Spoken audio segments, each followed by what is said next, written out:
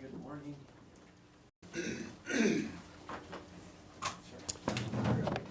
Yep. Okay.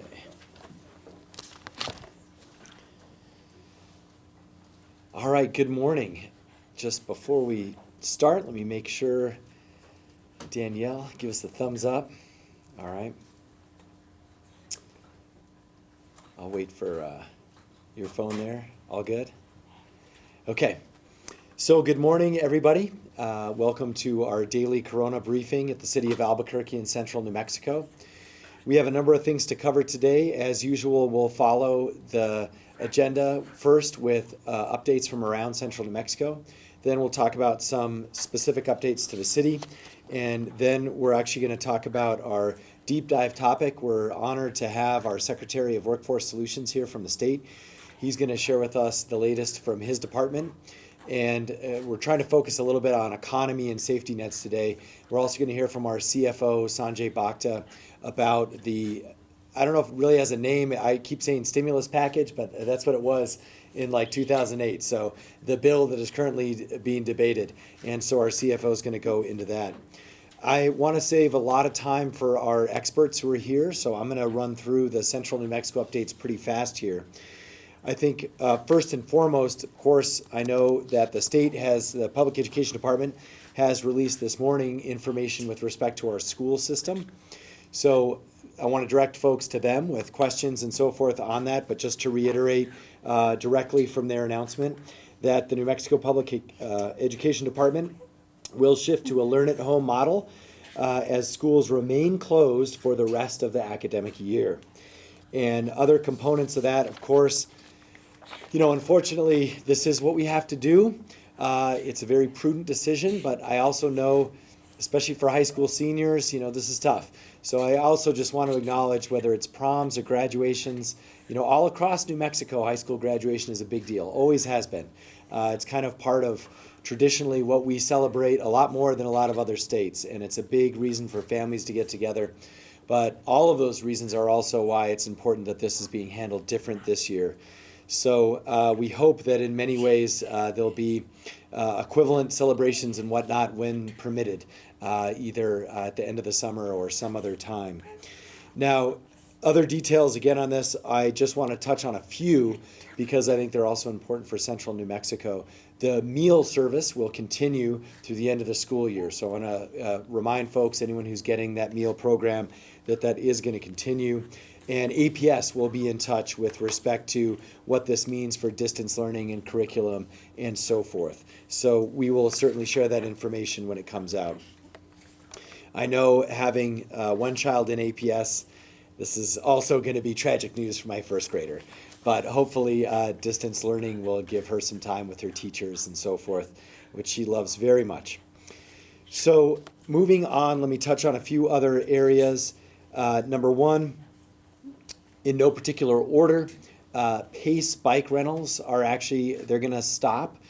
This was the company's choice. They're having some real staffing and capacity concerns, so they just can't maintain their operations right now. So those are on hold again for the time being.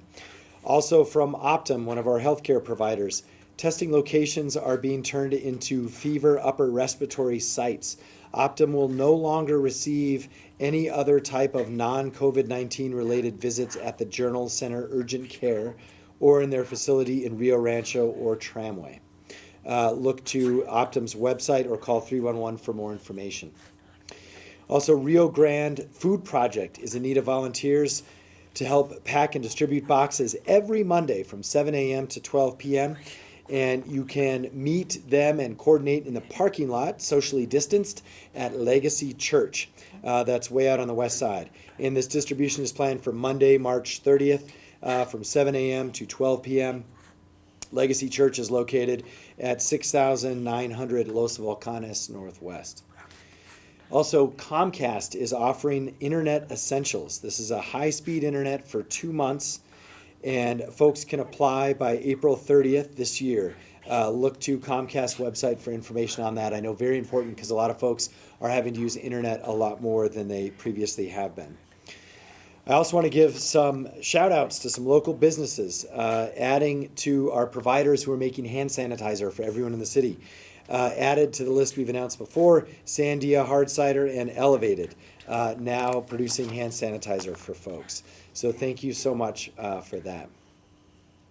Now, in terms of city updates, also just want to mention we are in communication with the governor's office with respect to the request for a U.S. Army hospital in Albuquerque. There's lots of locations on the table. Balloon Fiesta is an excellent one. And of course, the old Loveless Hospital that was mentioned, another location, of course, that is at the top of our list for a eventual gateway center for the homeless. So we'll take questions on all of these after. But what I would like to do now is talk a little bit about our safety nets and tee up our Secretary of Workforce Solutions and former colleague of mine in the New Mexico State Legislature, and a great basketball player on top of that. I do not miss playing against him at all, because he was really tough to guard. So in terms of our safety nets, do want to mention that, unemployment and our federal safety nets and our state safety nets are still functioning. That is a good thing. As I thought about this too a little bit today, these are essentially generational establishments going all the way back to the Depression that we still have, and now is such a good reminder of how grateful we are that these support systems are in place. And we're also grateful for the leadership at the state level that make them work. And so to go into that, let's hand it over to our Cabinet Secretary, Bill McCamley. Secretary?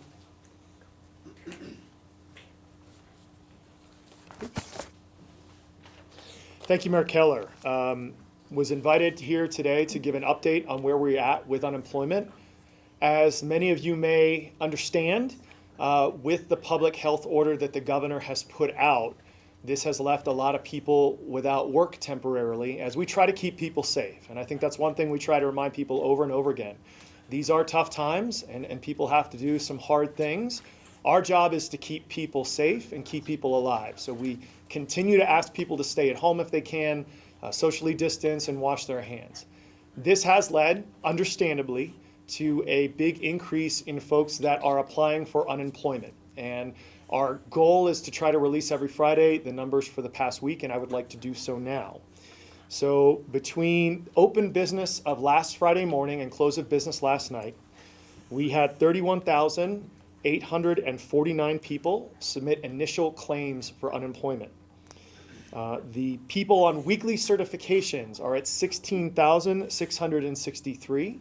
These are folks who are currently in the system, but are also certifying, waiting for their claim to be adjudicated.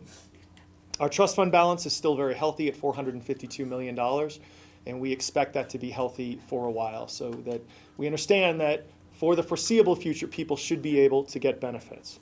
I'd like to say how exceedingly proud we are of all the staff at the Workforce Solutions Department, specifically those people that are helping administer the unemployment office. The increase in claims and contacts we have had is unprecedented. A couple of weeks ago, we had a little over 700 initial claims. As you can see, the increase is exponential. A couple other things that we've done. This week, we made the decision to waive the layoff portion of payroll taxes for small businesses. The way that the Unemployment Trust Fund is funded is through a tax on payroll, and there's a fairly complicated formula involved in that, one of which is layoffs. We have made a decision to what is called mutualize the fund for a couple reasons. Number one, to help out those businesses that are feeling the pinch of these health requirements. And number two, to make sure that we can do a better job of adjudicating claims that come in on a more mass level. We want to make sure that people can get their money in a timely manner, and this will allow us to, at least on a temporary basis, get those claims done faster and more efficiently. We are strongly advising that if people have to apply for unemployment and certify weekly, that they do so online at jobs.state.nm.us. Once again, that is jobs.state.nm.us. We are very proud of our IT staff who have kept this website up and running, even though the volume of traffic on the website has gone way up. We are in a much better position than many other states around the country in this regard. You can certify online, you can apply online. Just Wednesday night, we actually took the site down for a couple hours to simplify the process for people who are applying right away. We have a video up, a YouTube video on how to, going through step by step the process for getting your application in online. And we actually have a chat bot feature now, which will allow people to get a lot of the answers to their common questions. We've done everything that we possibly can to make the process as easy and simple as possible to get through. I know our call center has also had a very big increase in volume. We are doing everything we can to get more people on those lines. We are crash training 50 of our regional office staff this week. The training is actually going on right now, and we hope to get them all on next week to make sure that support is there for people that are calling into our call center. We are monitoring closely the federal bill that Mayor Keller talked about. There's a lot of provisions in that, two of which deal directly with unemployment insurance. There is a portion of the bill that allows people to get a higher disbursement for unemployment for a few months. And there's a second part that opens up unemployment to people who may not now be eligible. People like gig workers, self-employed contractors. Also, it will allow us to have people that ran out of their benefits before continue to get unemployment through the remainder of this situation. A note of caution, however, the bill has not passed yet. When it does pass and get signed by the president, we are going to have to await direction from the Federal Department of Labor, and then we are going to have to change our mechanisms in order to make these things happen.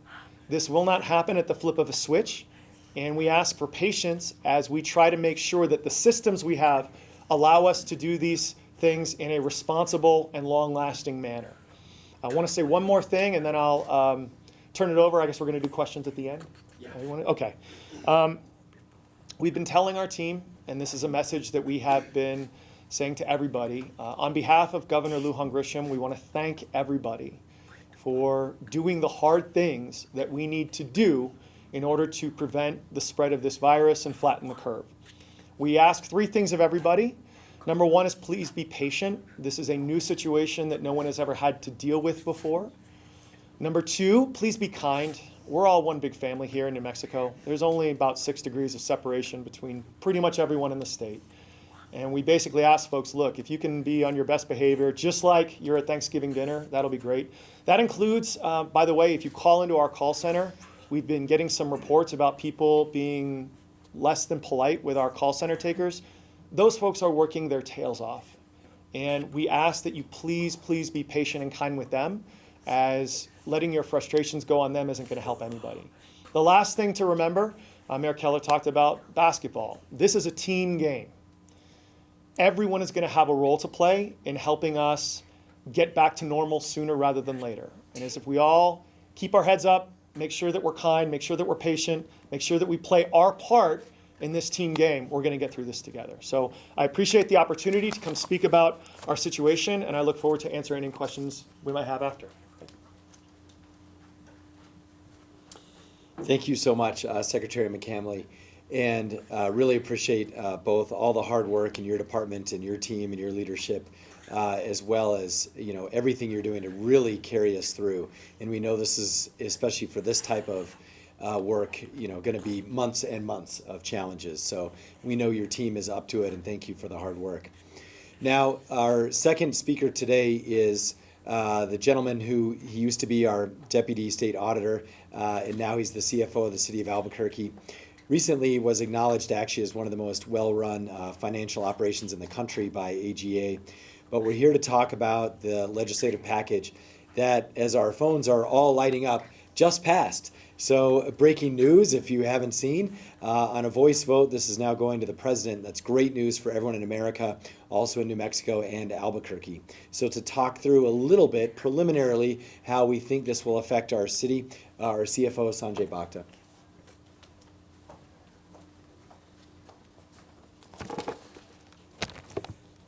Thank you, Mayor. I appreciate this. Yesterday, the Senate passed the federal relief package for $2 trillion, and as Mayor mentioned just moments ago, the House also passed it. We would like to thank our federal delegation who have supported this bill, especially for smaller states like us as far as the population is concerned. The CARES Act, as it is known, has about $340 billion emergency funding to combat the outbreaks, and within that funding, about $274 billion would be going to the states and local governments. We are not too sure yet how we will be tapping into that fund. However, in addition to that, there is $150 billion which is going to the state and the local governments, and that would be for their own effort as far as the time, equipment, supplies, and things like that. And we have some clarity on that. Out of $150 billion, it would be distributed based on the population. However, there is a caveat that each state will get at least $1.2 billion. And we are one of the 20 states who will get $1.25 billion. We are working on that portion of the help. We believe that any city which has population of 500,000 people or more can tap into it directly, and that's what we will be looking into. We believe that based on the population, and there is also a 45% cap based on what we come up with the population. Roughly speaking, we would have about $150 million that we can get on a reimbursement basis. We are not very sure what are the types of expenses that we can request the reimbursement for. However, we are not waiting for the clarity. Our accounting department is working closely with the EOC, and we already have compiled a spreadsheet where we are gathering information from all the departments on a daily basis, and we will have that weekly information ready, and we will submit that to the federal government as soon as that fund is open to us. I want to emphasize that $150 million sounds like a big number. However, it is not. It is just approximately 15% of our annual budget. Also, I want to emphasize that right now, we are just told to submit the request for expenditures. Our major issue will be not just the additional expenditure, but also the sharp decline in the revenue. So we are closely monitoring how the revenue picture will look like. We have some numbers from the hotel industry. It doesn't look good at all. And if the largest tax is how the gross receipt tax also would be, then we will have to really monitor our expenses and kind of keep we will closely have to watch on the revenues. With that, I want to ensure that our accounting department are fully in this at a ground floor level. We have 3 people working nonstop just to account any expenses we are incurring in dealing with COVID-19. This help will not be enough, so we will continue to look for other sources. There is another source we believe would be available, which is the Federal Reserve will open up their exchange stabilization fund, and they will support that with about $400+ billion to help the state and the local governments with loans. At this point, we are not looking for loans. We are actually looking for help and assistance, but in future, we may actually tap into that. We will continue to look for any sources, and we are committed to stand by with the administration, with the mayor, and we are ensuring that we have the ducks in the row, and we will tap into all the funds available. Thank you.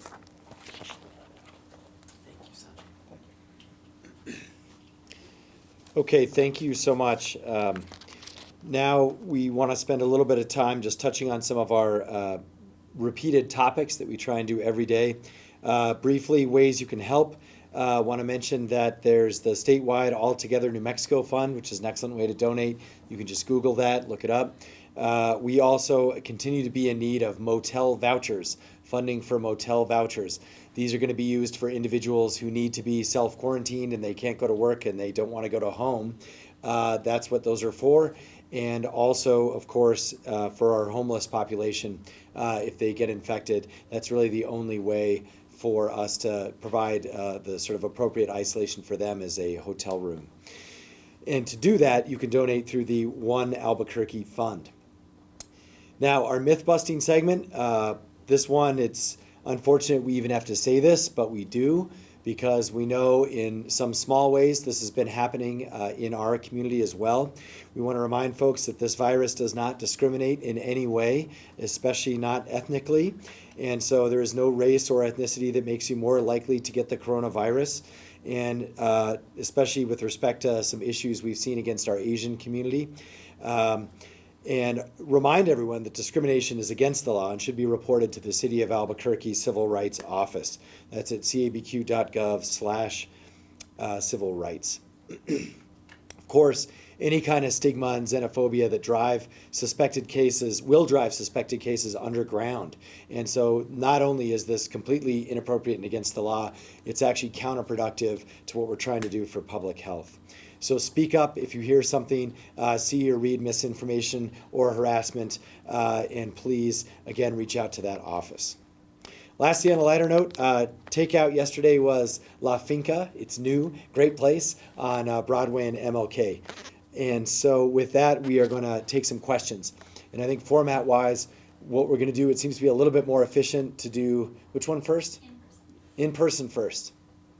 Any in-person questions? By the way, for our Spanish speakers and language, we're going to have Alcalde Armijo up after. So we'll do all the Spanish Q&A, et cetera, with him after. Any questions from you guys here? Okay. Any? There's one here about the unemployment numbers for the secretary. The numbers you mentioned earlier from Kiwi, was that an all-time record or just a record for the week? So according to the staff at Workforce Solutions, during the Great Recession, there were peaks of between 50 and 60,000 people that were on unemployment at any one time during the recession. The difference between then and now is the speed by which people have applied. No one remembers any time when there was a situation where this many people applied in this short of a time frame. That situation is unique. And it, once again, showing that we can process this amount of claims just goes to show how hardworking, dedicated, and thoughtful the staff at unemployment is in Department of Workforce Solutions. And once again, we ask for as much patience and kindness as we can in trying to work through these claims.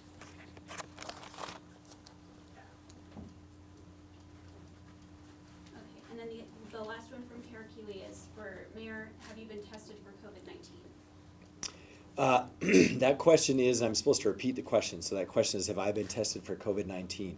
I actually was tested, so the results came back negative, which is very fortunate, of course, for everyone, and also we'll continue to follow the same city employee protocols, of course, going forward in the future, but was tested and came back negative. All right, any other questions? All right, we'll wrap it up for today, and we'll see you tomorrow at 11:30. Thank you.